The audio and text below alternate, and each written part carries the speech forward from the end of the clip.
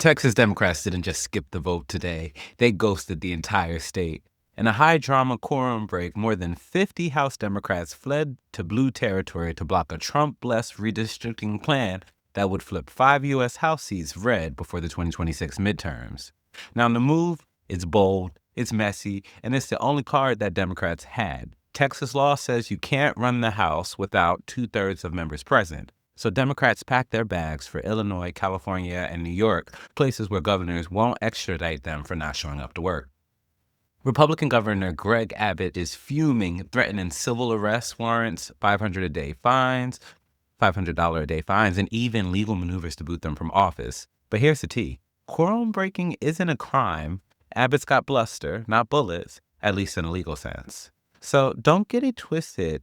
The stakes are high. This fight isn't just about maps on paper. It's about power. It's about whether Black, brown, queer, and working-class Texans will see their community sliced into unrecognizable shapes so Republicans can cling to power they couldn't win in a fair fight. If these maps pass, they won't just tilt the playing field. They'll wield it at an angle.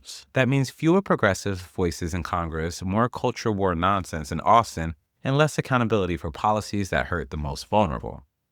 This isn't the first time, though, that Texas Democrats have dipped to block bad maps. They did it in 2003, they did it in 2021, and both times the GOP eventually got their way. Which raises the question, is this strategy a protest with an expiration date or a pivot point in the national fight over democracy itself? Because, make no mistake, Republicans across the country are watching, and so are Democrats in blue states who are now openly talking about fighting fire with fire in their own redistricting battles.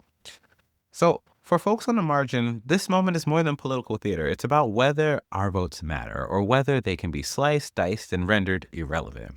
Texas Democrats have bought time. What they do with it will determine whether this was a headline stunt or the start of a real resistance blueprint.